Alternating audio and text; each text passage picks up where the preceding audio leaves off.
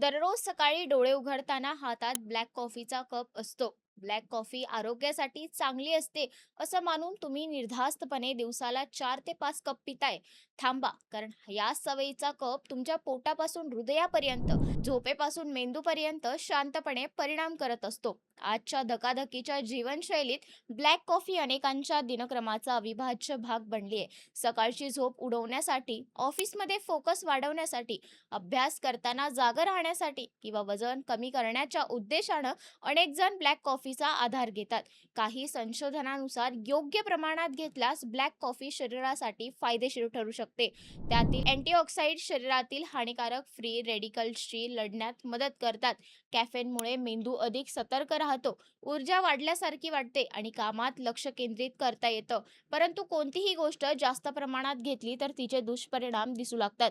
हेही तितकंच खरं आहे. ब्लॅक कॉफीबाबतही हेच लागू पडतं. योग्य प्रमाण आणि योग्य वेळ पाळली नाही तर ब्लॅक कॉफी शरीराला त्रासदायक ठरू शकते. हेच आपण या व्हिडिओच्या माध्यमातून जाणून घेणार आहोत. त्याआधी संपूर्ण व्हिडिओ पाहण्यासाठी चॅनलला सबस्क्राईब करा. नमस्कार, मी तन्वी सुनील आणि आपण पाहत आहात थेट वास्तव. सर्वप्रथम पोटाच्या आरोग्यावर होणारा परिणाम समजून घेणं गरजेचं आहे. ब्लॅक कॉफीमुळे पोटात आम्ल निर्मिती वाढते. कॉफीतील कॅफेन काही इतर घटक जठरातील ऍसिडिटी स्त्राव वाढवतात. त्यामुळे ऍसिडिटी, छातीत जळजळ, पोटदुखी, गॅस किंवा अपचनाचा त्रास सुरू होऊ शकतो.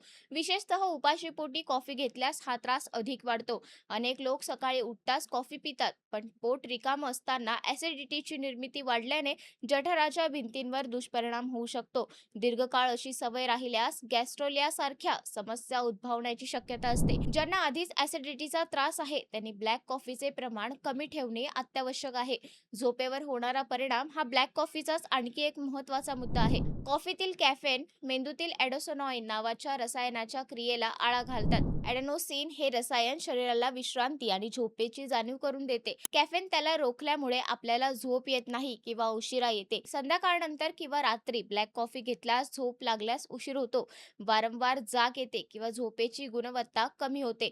दीर्घकाळ झोप अपुरी राहिल्यास मानसिक आरोग्यावर परिणाम होऊ शकतो. चिडचिड वाढू शकते, कामात लक्ष कमी होऊ शकतं आणि शरीराची रोगप्रतिकारक शक्तीही घटू शकते. त्यामुळे कॉफीचा शेवटचा कप दुपारनंतर उशिरा न घेणे हे आरोग्यासाठी फायदेशीर ठरतं. हृदयाच्या आरोग्याच्या दृष्टीनेही कॅफेनचा विचार करणे आवश्यक आहे. ब्लॅक कॉफीतील कॅफेन हृदयाचे ठोके वाढवू शकते. अतिप्रमाणात कॉफी घेतल्यास हृदय जलद धडधडणे, घबराट, अस्वस्थता किंवा छातीत धडधड जाणवू शकते. उच्च रक्तदाब असलेल्या व्यक्तींमध्ये रक्तदाब तात्पुरता वाढू शकतो. जरी काही लोकांमध्ये हा परिणाम कमी प्रमाणात दिसत असला तरी ज्या व्यक्तींना हृदयविकार, अतलता किंवा रक्तदाबाचा त्रास आहे त्यांना विशेष काळजी घ्यावी. डॉक्टरांचा सल्ला घेऊनच कॉफीचे प्रमाण निश्चित करणे योग्य ठरते. मानसिक आरोग्यावर होणारा परिणाम देखील तितकाच महत्त्वाचा आहे. कॅफीन हे उत्तेजक द्रव असल्यामुळे काही प्रमाणात ऊर्जा आणि उत्साह वाढतो, पण जास्त प्रमाणात घेतल्यास चिडचिड, बेचैनी, चिंता वाढणे, हात थरथरणे किंवा घाबरल्यासारखे वाटणे असे लक्षण दिसू शकतात.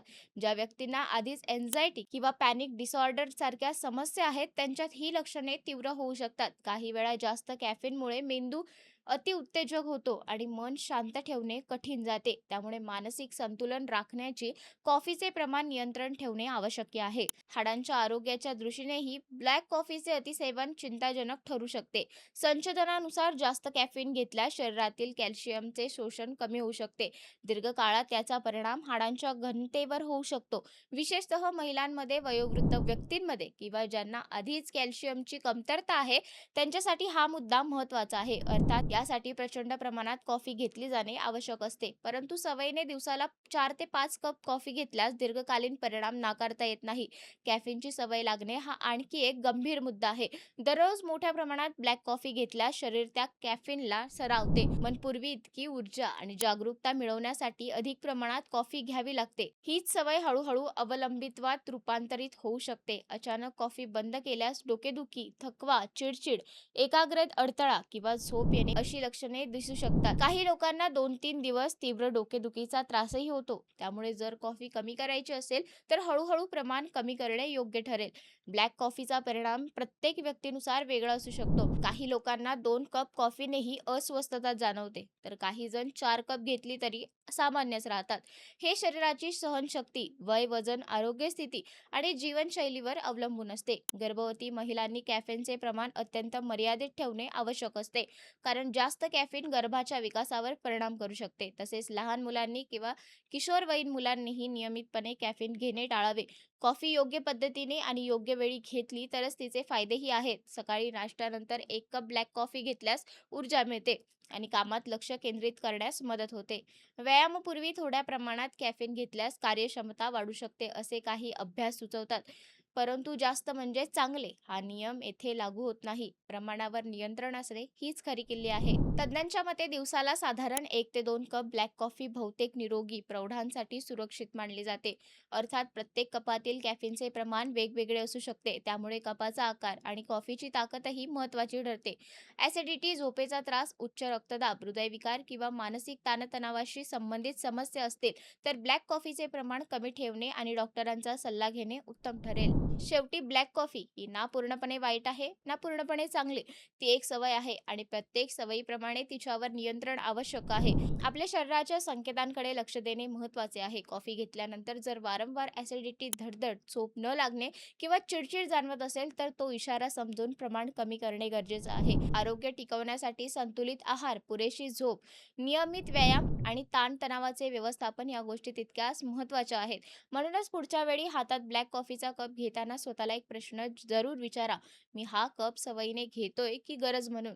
कारण योग्य प्रमाणात घेतलेली कॉफी तुमची साथीदार ठरू शकते, पण अतिरेक केल्यास तीच तुमच्या आरोग्याची शांत शत्रू बनू शकते. अशाच नवनवीन माहितीपूर्ण व्हिडिओसाठी लाईक, शेअर, सबस्क्राईब करायला विसरू नका. धन्यवाद.